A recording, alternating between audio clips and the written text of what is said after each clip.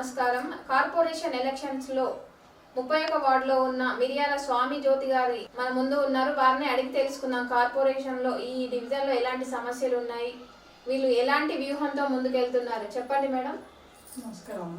31వ ward ప్రజలందరికీ నమస్కారం. నా పేరు మిర్యాల జ్యోతి, మిర్యాల స్వామి వాళ్ళ భార్యని. 31వ డివిజన్ బీఆర్ఎస్ అభ్యర్థిగా పోటీ చేస్తున్నా. వెళ్దాం అనుకుంటున్నారు. ప్రజల స్పందన ఎట్లా ఉంది? మీరు రోజు వెళ్తున్నారు కదా ప్రచారానికి.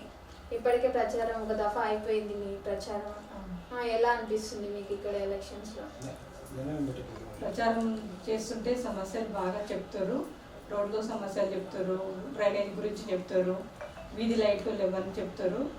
నన్ను గెలిపిస్తే పనులన్నీ చేసి పెడతానని హామీ ఇస్తున్నాను. ఎలక్షన్స్ లో మాకు ఈ సమస్యలు ఉన్నాయని చెప్పుకుంటారు. గత ప్రభుత్వాలు చేయలేకపోయాయి అని చెప్తున్నారు. మీరు మీ సమస్యలన్నీ మామూలుగా అంటే ఇక డ్రైనేజ్ కాకుండా ఇంకేమైనా మీ దృష్టికి వచ్చాయా? అక్కడ వాళ్ళు చెప్పినవి కాకుండా మీ దృష్టికి చాలా చాలా వచ్చినాయి. మేము కూడా చాలా వస్తున్నాయి. వార్డు అభివృద్ధి కోసం పాటుపడతాను. నమస్తే సార్. నమస్కారం అమ్మ. మీరు ఎలాంటి ప్రణాళికలతో, ఎలాంటి వ్యూహంతో ఎలక్షన్స్లోకి వెళ్దాం అనుకుంటున్నారు? ముందుగా 31వ వార్డు ప్రజలందరికీ నమస్కారం. నా పేరు మిర్యాల స్వామి. ఈసారి మాకు జనరల్ రెడ్డి రావడం వల్ల కంచర్ల భూపాల్ రెడ్డి గారు మాజీ శాసనసభ్యులు మాకు అవకాశం ఇవ్వడం, మా మిసెస్ మిర్యాల జ్యోతి గారిని నిలబెట్టడం జరిగింది. ముఖ్యంగా నేను వార్డు సమస్యల గురించి మనం మాట్లాడాలనుకుంటే అత్యధికంగా చాలా సమస్యలు ఉన్నాయి వార్డులో.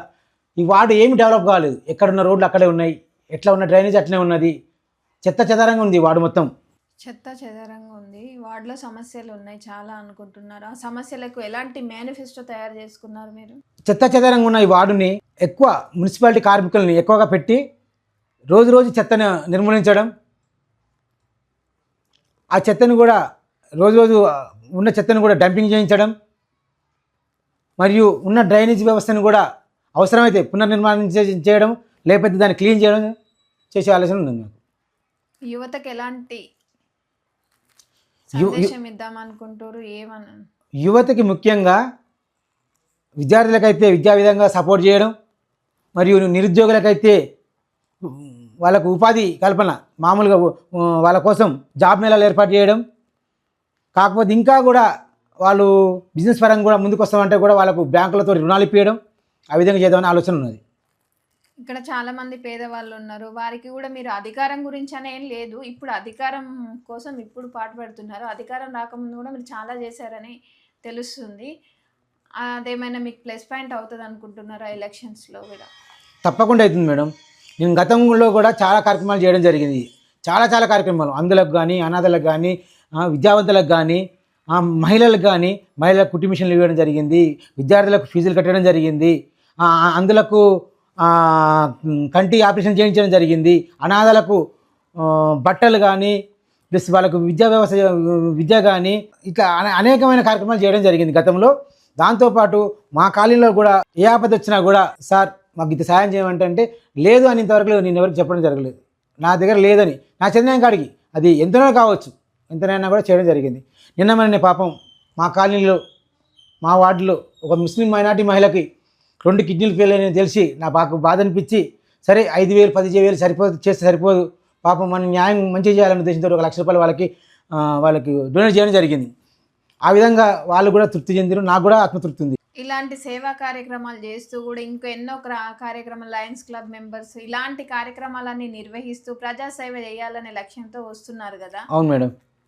ప్రజాసేవ చేయాలనే లక్ష్యంతో వస్తున్నప్పుడు మీకు ఎలాంటి ఇవి యువత కాకుండా కొంతమంది పేదింటి పిల్లలు ఉంటారు, పెళ్ళిళ్ళకి ఇట్లా, అదేమైనా ఆలోచన ఏమైనా ఉందా? ఉన్నది మేడం, తప్పకుండా. పేదింటి పిల్లలకు మా చైతన్య కాడికి ఇంతో సరే, ఒక పేద మహిళ పెళ్ళి అవుతుంది, వివాహం అవుతుందంటే సరే 5,000 రూపాయలు ఇద్దామని నేను డిసైడ్ అయినా. అది కూడా నేను ఫాలోఅప్ చేస్తాను. మీ మేనిఫెస్టోలో ఉన్నది, అది కూడా ఉన్నది. పేదింటి అమ్మాయికి ఒక 5,000 రూపాయలు మనకు వచ్చి ఒక కార్డు, వాళ్ళ ఇంట్లో పెళ్ళి అవుతున్న విషయం నాకు తెలియజేస్తే ఆ ఇంటికి ఒక 5,000 రూపాయలు ఇద్దామని నేను అనుకున్నాను. మా మేనిఫెస్టోలో అది ఉంది. మీరు ఇంతకుముందు రామాలయం చైర్మన్ కానీ, శ్రీశైలం ఈవో కానీ అక్కడ కూడా చాలా బాధ్యతలు టెంపుల్స్లో చేస్తున్నారు. అలాంటిది ముస్లిం ఏరియా, ఇక్కడ ఏమైనా టెంపుల్స్ కానీ ఏమన్నా నిర్మాణం అలాంటి ఆలోచనలు ఏమన్నా వస్తున్నాయా? అంటే ఇంకా ఆలోచన అంటే మనకి ఇక్కడ గవర్నమెంట్ ల్యాండ్ ఏం లేదు మేడం. కాకపోతే మనమే ఏదైనా ల్యాండ్ తీసుకొని చేయాలి, దాని గురించి ఆలోచన లేదు. కాలనీ పెద్దలతో మాట్లాడి దాని ఆ విధంగా ఏమైనా ముందుకు పోయేటట్టుంటే పోదామి. ఇప్పుడైతే ప్రస్తుతం అయితే ఆలోచన అయితే ఏం లేదు. నేను రామాలయం ధర్మకర్తగా చేసినాను మేడం, చైర్మన్ కాదు ధర్మకర్తగా. నాకు మంచి అవకాశాన్ని ఇచ్చారు. నిజంగా కూడా నేను ఆ విషయంలో నేను చాలా హ్యాపీగా ఉన్నాను. మందికి మిర్యాల స్వామి అంటే రామాలయం టెంపులే గుర్తుకొస్తుంది. శ్రీశైలం దగ్గర గానీ, ఇక్కడ డివోషనల్ వైపు చెరువుగట్టు దగ్గర గానీ, ఇట్లా చుట్టుపక్కల ఉన్న దాంట్లో కూడా అదే విధంగా కూడా ఇక్కడ ముస్లిం ఏరియా ఆ విధంగా చూసుకున్నట్టయితే ఈ కాలనీల వార్డులో కూడా కొంచెం పెద్దగా టెంపుల్స్ అనేది ఏమి ఈ ఏరియాలో లేవు. అలా కూడా ఇప్పుడు మామూలుగా ఇది ముస్లిం ఏరియా హిందూ ఏరియా అనే ఆలోచన అస్సలు లేదు మేడం. ముస్లిమ్సే నాకు ఎక్కువ, నేనంటే ప్రేమ వాళ్ళకి. ముస్లిమ్స్ ప్రతి ఒక్క సోదరునికి, ముస్లిం సోదరికి కానీ సోదరునికి కానీ నేనంటే అధిక ప్రేమ వాళ్ళకి. కుల మతాలకు అతీతంగా మేము అందరం ఇక్కడ ఉంటాం, అన్నదమ్ముల అక్కడిల్లెక్కనే ఉంటాం. అక్కడిక్కడ అసలు మనకు ఎక్కడ చిన్న ఇష్యూ కూడా ఇక్కడ ఉండదు. కుల మతాలకు అతీతంగా ఈ వార్డు నిర్మాణం ఉన్నది. ఆ విధంగానే మేము ముందుకు పోతున్నాం. బాయ్ లెక్కనే ఉన్నాం మీ అంతా కూడా. అందరు మాకు అందరు సపోర్ట్ చేస్తారు. మాకు ముస్లిమ్స్ కానీ హిందువులు కానీ పూర్తి సపోర్ట్ ఉన్నది. మీకు ఎంత మెజారిటీ వస్తుందని ఎక్స్పెక్ట్ చేస్తున్నారు సార్? ఇక్కడ నాకు మినిమం ఖచ్చితంగా 500 నుంచి 600 మెజారిటీ వస్తుంది మేడం. పక్క 100% వస్తుంది. ఇక్కడ ఓటర్ లిస్ట్ చూసుకుంటే మినిమం 200 అంటే 2500 వరకు అట్లా ఉంది కదా. దాంట్లో 500 నుంచి 600 వరకు వస్తుంది అనుకోండి మీ ప్రత్యర్థి పైన. అవును మేడం, మెజారిటీ వస్తుంది. మనకు మెజారిటీ 500 నుంచి 600 మెజారిటీ వస్తుంది. 500 నుంచి 600 మెజారిటీ పక్కా వస్తుంది. అంటే గవర్నమెంట్ లో లేదు కదా సార్ ఇప్పుడు, మరి బీఆర్ఎస్ గవర్నమెంట్ లో లేదు. కాంగ్రెస్ గవర్నమెంట్ నుంచి ఫైట్ చేసి తేగలను అనే నమ్మకం మీకు ఉండిపోయిందా? ఉన్నది మేడం, తప్పకుండా ఉన్నది. నేను ఫైట్ చేసి కౌన్సిల్లో ఫైట్ చేసి నిధులు తీసుకొచ్చి ఈ వార్డుని అభివృద్ధి చేసే ఆలోచన ఉంది. అభివృద్ధి చేస్తాను కూడా చెప్తున్నాను మేడం. ఇంకో చిన్న విషయం, నేను ఈరోజు పోటీ చేస్తున్నా అంటే ఈ వార్డు ప్రజల అభిష్టం మేరకే నేను పోటీ చేయడం జరుగుతున్నది. వాళ్ళ కోరిక మీదకే పోటీ చేయడం జరుగుతున్నది. మీరు ఉండాలి. గతంలో మీరు పోటీ చేసి స్వల్ప మెజారిటీతో ఓడిపోయారు. ఈసారి మీరు ఖచ్చితంగా ఉండాలి. మేము గెలిపించుకుంటాం అని చెప్పి ప్రజలే అంటారు. ప్రజల అభిమానంతో మీరు ముందుకు వస్తున్నారు బీఆర్ఎస్ అభ్యర్థిగా. అందులో మీకు ప్లస్ అవ్వడం ఏంటంటే జనరల్ మహిళ రావడం. అవును, అందులో మీకు ప్లస్ పాయింట్ అవుతుంది. ప్రతి ఒక్క మైనార్టీ కానీ హిందువులు కానీ మా మీద ప్రేమ చూపిస్తారు, మాకు అభిమానం చూపిస్తారు. అందరికీ మేము నిజంగా కూడా ధన్యులం. ఆల్రెడీ మీరు ఒక దఫా ఏమంటారు ప్రచారం అయితే చేశారు కదా వార్డుల్లో. ఎలా అనిపిస్తుంది మీకు ఇంటింటి ప్రచారం చేస్తున్నప్పుడు? సరే వాళ్ళు ఆత్మీయంగా పిలిస్తే అన్న అని పిలుస్తారు కదా, స్వామి అన్న వస్తున్నారు, మిర్యాల స్వామన్న అని, మా జ్యోతక్క వస్తుంది, మా జ్యోతక్క నిలబడింది అంటే మీకు ఎలాంటి ఫీలింగ్ ఉంది? ఈ ఫీలింగ్ కూడా మొత్తం కొనసాగితే బాగుండు అనిపిస్తుంది. అవును మేడం, నిజంగా కూడా వాస్తవంగా మీరు చెప్పేది కరెక్టే. అది ఏ ఇంటికి పోయినా కూడా స్వామన్న కూర్చో, జ్యోతక్క కూర్చో, నిజంగా మీరు చేయడం మాకు చాలా ఆనందంగా ఉంది. మిమ్మల్ని గెలిపించుకుంటాం మేము. గత పాలకులు చాలా సంవత్సరాలు చేశారు, చాలాసార్లు చేశారు, ఏం చేయలేదు. ఎట్లా ఉన్న రోడ్లు అట్లనే ఉన్నాయి, ఎట్లా ఉన్న వీధులు అట్లనే ఉన్నాయి. ఈసారి మీరు రావాలి, మిమ్మల్ని గెలిపించుకుంటాం, మీతో మేము పని చేయించుకుంటాం అని చెప్పి వాళ్ళంతా వాళ్ళే ప్రేమ చూపిస్తారు మా మీద. వాళ్ళ ప్రేమను అసలు నిజంగా మేము ధన్యుని. అంత మంచి మమ్మల్ని అభిమానిస్తారు వాళ్ళు. మమ్మల్ని రిసీవ్ చేసుకుంటారు వాళ్ళు. బీఆర్ఎస్ ప్రభుత్వం ఉన్నప్పుడు నల్గొండను చాలా అభివృద్ధి చేసింది. ఇప్పుడు నల్గొండ లోకల్ కానీ మన వెల్కమ్ నల్గొండ కానీ రోడ్స్ కానీ ఎవ్రీథింగ్. మరి ఆ టైంలో ఇక్కడ కౌన్సిలర్ ఏం చేయలేదు సార్? ఏం చేయలేదు మేడం, ఏమీ చేయలేదు. ఎట్లా ఉన్నాయి అట్నే ఉన్నాయి, ఏమీ చేయలేదు. ఓన్లీ ఆయన కౌన్సిలర్ మాత్రమే ఉన్నాడు కానీ ఏమీ చేయలేదు. ఈరోజు నిజంగా చెప్తున్నా మీకు గొప్ప విషయం చెప్పాలి. ఇక్కడ మిర్యాల స్వామి అంటే ఒక బ్రాండ్ మేడం. ఈ కాలనీకి 31 వార్డు కంటే మిర్యాల స్వామి అంటే ఒక బ్రాండు. పార్టీలకు అతీతంగా, మతాలకు అతీతంగా ఇప్పుడు మిర్యాల స్వామి ఉన్నాడు ఇక్కడ. పార్టీలకు అతీతంగా, మతాలకు అతీతంగా మిర్యాల స్వామిని గెలిపించుకుందామని చెప్పి ప్రతి ఒక్కరు మైనారిటీ సోదరులు కానీ హిందీ సోదరులు కానీ నా మీద చాలా ప్రేమ చూపిస్తారు మేడం. మీరు సేవలు కూడా బాగా చేస్తారు అనేది కూడా ఒక టాక్ ఉంది కదా. అవును మేడం, ఆ విధంగా కూడా మాకు వస్తే మాకు మంచి జరుగుతుందని ఆశిస్తున్నారు. అవును మేడం, కరెక్ట్, మీరు చెప్పింది కరెక్ట్. అవును, మిర్యాల స్వామి గారు ఏం లేకపోతే ఇంత మంచి చేస్తుండు. ఆయన నిజంగా అధికారం ఉంటే ఇంకా మంచి చేస్తారని చెప్పి ఆలోచన. ఇప్పుడు ఏ అధికారులు కూడా కామన్ మ్యాన్గానే ఇంత మంచి చేస్తుండు, అధికారం అనేది ఆయనకి ఇస్తే చాలా బాగా చేస్తారని చెప్పి అందరి దృష్టిలో ఒక ఆలోచన ఉన్నది మేడం. ఇంకోటి కూడా జనాలు కూడా మార్పు రావాలని కోరుకుంటారు మేడం. గత పాలకులు 3 దాపాలు చేశారు, 3 సార్లు ఆయన కౌన్సిలర్ చేసిండు, ఏమీ లేదు. ఎట్లా ఉన్న రోడ్డు అంటే మీరు పోండి, గుట్ట సైడ్ రండి, మీడియా ఇప్పుడు పోదామే. రోడ్లు చెత్త, అసలు మట్టి రోడ్లు, మొత్తం కంకర. మేము నడుస్తుంటే మొత్తం రాళ్ళు గుచ్చుకోపోతున్నాయి మేడం. నడుస్తుంటే అక్కడ రాళ్ళు గుచ్చుకుపోతున్నాయి, కంప గుచ్చుకుపోతున్నాయి. ఒక్క రోడ్డు లేదు. మీరు ఎలక్షన్స్ లో నిలబడ్డారు కదా, మ్మ్. అంటే ఇంతకు ముందు కూడా ఒకసారి నిలబడ్డారు కదా, అవును అప్పుడు కొంచెం స్వల్ప మెజార్టీతో పోయారంటున్నారు కదా, అవును మరి మేడం. ఇప్పుడు దానికంటే రెట్టింపు ప్రచారము కానీ రెట్టింపుగా కానీ ప్రజల్లోకి దూసుకెళ్ళాలి కదా, అవును ఇంకే విధమైన విజన్తో వెళ్తున్నారు? మేడం, అభివృద్ధి లక్ష్యంగా నా సేవలే ముఖ్యము, అభివృద్ధి లక్ష్యం. నేను చేసిన సేవలే ప్రజలకు ముఖ్యం. నేను చేస్తున్న అభివృద్ధి ప్రజలకు కావాల్సింది. విజయాల స్వామి వస్తే అభివృద్ధి చేస్తాడు, ఆయన సేవలు ఇప్పుడు చూసినాం. ఇక మనం గెలిపించుకుంటే అభివృద్ధి చేస్తాడన్న ఆలోచన ప్రజలలో ఉంది. ఇక్కడ మీరు ఇప్పుడు అభ్యర్థిగా ఇప్పుడు మున్సిపాలిటీ నుంచి బాగా అంటే ఎలా నిధులు తెద్దామనే వ్యూహరచన ఎలా ఉంది మీకు? కాంగ్రెస్ గవర్నమెంట్ ఉంది, బీఆర్ఎస్ నుంచి పోటీ చేస్తున్నారు కదా మేడం, కౌన్సిల్లో ఒకటే కొట్లాడుతాం. గతంలో మా వార్డుకు ఏ నిధులు రాలేదు, ఖచ్చితంగా మాకు బరాబర్ నిధులు రావాలి అని చెప్పి కొట్లాడి ఫండ్స్ తీసుకొచ్చి ఇక్కడ పనులు చేస్తాం మేడం. మాకు ఒకటే ఆలోచన, వార్డు అభివృద్ధి మాకు ధ్యేయం. వార్డు అభివృద్ధి కోసమే మేము పాటుపడతాం. ఆ విధంగా మా కౌన్సిల్లో మనం కొట్లాడి నిధులు తీసుకొచ్చేంత ధైర్యం, బలం మాకున్నది. ప్రభుత్వంతో కొట్లాడైనా నిధులు తీసుకొచ్చి అభివృద్ధి చేస్తారు. మంచి అభిప్రాయం సార్. ఇప్పుడు ఇంకొక విషయం ఏంటంటే కార్పొరేషన్ మనకు ఫస్ట్ టైం రావడం. అవును, పురపాలిక సంఘం అనేది మన నల్గొండ ప్రకటించడం ఫస్ట్ టైం. అందులో మహిళలకి మేయర్ ని కూడా మనకు మహిళనే అని చెప్పారు, బీసీ మహిళ అని చెప్పారు. అందులో మేడం గారు ఉన్నారు. మీకు ఎలా అనిపిస్తుంది అసలు? ఫస్ట్ టైం ఫస్ట్ ఛాన్స్, అది ఎప్పటికి చరిత్రలో ఉండిపోతుంది కదా సార్ మనకి. అది నిజంగా హ్యాపీగా సంతోషంగా ఉన్నది మేడం. నల్లగొండ మొదటిసారి పురపాలక సంఘం కావడం, కార్పొరేషన్ కావడం, అదే అందులో మేము మొదటగా గెలవడం మాకు చాలా సంతోషం. గెలుస్తున్నాం, ఆల్రెడీ అనౌన్స్ అయిపోయింది. మిర్యాల జ్యోతిస్వామి ఆల్రెడీ గెలిచిరు, అయిపోయింది. వాళ్ళు మెజారిటీ కోసం చూస్తున్నారు అనే ఆలోచన ప్రజలలో. నల్లగొండ 31 వార్డు కాదు విషయం, నల్లగొండ టౌన్ మొత్తం కూడా పాకింది. అది 48 వార్డులలో ఇదే టాపిక్, ఎక్కడ చూసినా కూడా మిర్యాల స్వామి గెలిచిండు అని. అదే మాకు ముందుకే తీసుకెళ్తుంది మమ్మల్ని.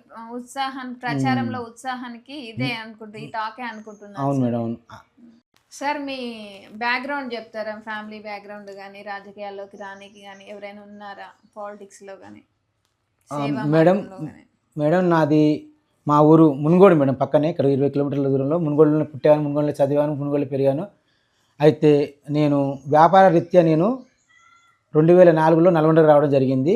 రాజకీయంగా 2001 కాదు, నేను 93-94 నుంచే నేను రాజకీయంలో తిరగడం జరిగింది. 93-94 క్రియాశీలకంగా రాజకీయం చేసిన. అడగండి మునుగోడు, మీకు టచ్ ఉంటే అడగండి. అప్పుడున్న పరిస్థితుల్లో నేను క్రియాశీలకంగా పనిచేయడం జరిగింది. 2001 నుండి టీఆర్ఎస్ ఉద్యమం, తెలంగాణ ఉద్యమం కోసం అని చెప్పి కేసీఆర్ ఆదేశాల మేరకు, ఆయన ఆశయం కోసం మేము టీఆర్ఎస్ పార్టీలో చేరడం జరిగింది. ఆ రోజు మాకు అక్కడ గురువుగారు, మునుగోడు హై స్కూల్ గురుగారు డోకూరి సత్యనారాయణ రెడ్డి గారు, డోకూరి శ్రీనివాస్ రెడ్డి గారు మాకు అప్పుడు హెడ్ మాస్టర్ ఉండే.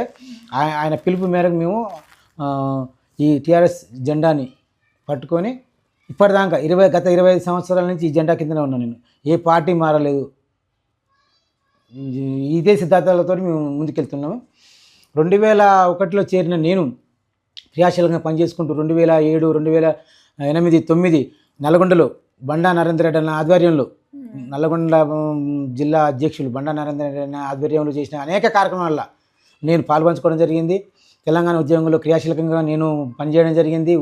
నేను అన్ని కార్యక్రమాలు, రోడ్డు రస్తాల ర్యాలీలు కానీ, రస్తా రోకోలు కానీ, పెన్ డౌన్ కానీ, వంట వార్పు కానీ, ఇలాంటి అనేక కార్యక్రమాలను పాల్పంచుకోవడం జరిగింది. నా పనిని చూసి నరేంద్ర అన్న కానీ, అప్పుడు ఉన్న నరేంద్ర అన్న కానీ, ప్లస్ అప్పుడు 2014లో దుబ్బాక నరసన్న ఇన్ఛార్జ్, అతను నరసన్న అప్పుడు ఎమ్మెల్యేకి పోటీ చేయడం జరిగింది. అయితే అప్పుడు ఏంటంటే ముందే ఎలక్షన్స్ వచ్చినాయి, మున్సిపల్ ఎలక్షన్ 2014 మార్చి 30న మున్సిపల్ ఎలక్షన్ జరగడం జరిగింది. అప్పుడు నరసన్న నాకు టికెట్ ఇచ్చి నన్ను ప్రోత్సహించడం జరిగింది. అయితే అప్పుడు నాకు రాజకీయంగా ఎలాంటి అనుభవం లేదు. అంటే నేను పోటీ చేసి అంతకుముందు ఎక్కడ పోటీ చేయలేదు కదా. ఈ వార్డుకు అప్పుడు 2004లో, ఈ వార్డుకు నేను వచ్చింది 2007లో వచ్చిన. 2014లో నాకు టికెట్ ఇవ్వడం జరిగింది. అయినా కూడా ఇక్కడ ఉన్న ప్రజలందరూ నన్ను ఆదరించి నన్ను సెకండ్లో ఉంచారు. నాకు అప్పుడు కూడా సంతోషం అనిపించింది. గెలుపుకోవడంలో సహజం, నాకు సెకండ్లో వచ్చింది. ఇప్పుడు మళ్ళీ మాజీ శాసనసభ్యులు కంచెల భూపారెడ్డి గారు నా మీద అభిమానంతో, ప్రేమతో మళ్ళీ నాకు టికెట్ ఇవ్వడం, మా మేడం రంగంలోకి దించడం, నిజంగా కూడా నేను భూపాలన్న గారికి కృతజ్ఞుడిని. ఎప్పుడు కూడా ఆయన కృతజ్ఞ ఉంటాను. మీరు విద్యార్థి దశ నుంచే రాజకీయాల్లో ఉన్నారు. బట్ ఇప్పుడు ఈ ఛాన్స్ అయితే ఇప్పుడు 2014లో వచ్చింది. అయితే మీరు ఇప్పుడు ఈ ఎలక్షన్స్ లో గెలిచి కంచర్ల భూపాల్ రెడ్డి గారికి గిఫ్ట్ అవును మేడం, 100% అది మీరు చెప్పింది కరెక్ట్. నేను ఇక్కడ అత్యధిక మెజారిటీతో గెలిచి భూపాలని గిఫ్ట్ ఇచ్చే ఆలోచన నాకు ఉంది. మునుగోడు గ్రామం మేడం. మా తల్లిదండ్రులు వచ్చేసి మిరియాల పాపయ్య, అండాల్ గారు. వాళ్ళు రీసెంట్గానే ఇక్కడనే నేను ఒక్కనే అబ్బాయిని, మాకు చెల్లె, మేము ఇద్దరమే. రీసెంట్గానే వాళ్ళు జరిగిపోవడం జరిగింది. నాన్న కరోనాలో అయింది 2000 సంవత్సరంలో, 2020లో. అమ్మనో 2023లో జరిగిపోవడం జరిగింది. మాకు ఇద్దరు అబ్బాయిలు. పెద్ద బాబు వచ్చేసి మిర్యాల పృథ్వీతేజ, టీఆర్ఎస్ పార్టీలో క్రియాశీలకంగా పనిచేసిండు. ఇప్పుడు నిన్న రీసెంట్గా లండన్ పోవడం జరిగింది. ఆయన ఉంటే ఇంకా మనకు ఇంకా అసలు ఊహించిన మెజార్టీ వచ్చేది మాకు. ఇంకా చిన్నబాబు అభినవ్ ఇక్కడనే ఉన్నాడు, ఆయన ఇక్కడ పనులు చూసుకుంటుండు. వాళ్ళతో పాటు మా చెల్ల ఉమా ప్లస్ మా బావ భిక్షము, నా కోడళ్ళు అనూష, నిహారిక పూర్తి సపోర్ట్, వాళ్ళ సపోర్ట్ నాకు పూర్తిగా ఉన్నది. వాళ్ళు నాకంటే ఎక్కువ కూడా పని చేస్తారు, తిరుగుతారు, ప్రజలకు వెళ్ళారు. వాళ్ళు కూడా ప్రజలతోటి ఓట్లు అడగడం, ప్రజల అభిమానాలు వాళ్ళు కూడా పొందుతారు.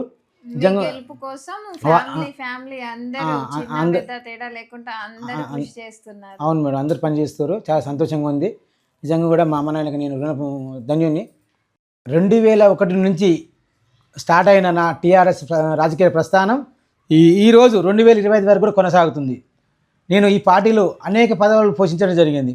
2014లో నేను ఇక్కడ ఈ వార్డు నుంచి పోటీ చేయడం, స్వల్ప మెజార్టీతో ఓడిపోవడం జరిగిన తర్వాత ఇదే దుబ్బాక నరసన్న, మీరు బాధపడకూరి, నీకు తగిన న్యాయం జరుగుతుందని పార్టీలో పిలిచి నాకు ఆ రోజులలోనే 2014లో Nalgonda TRS party town vice ప్రెసిడెంట్గా బాధ్యతలు ఇవ్వడం జరిగింది.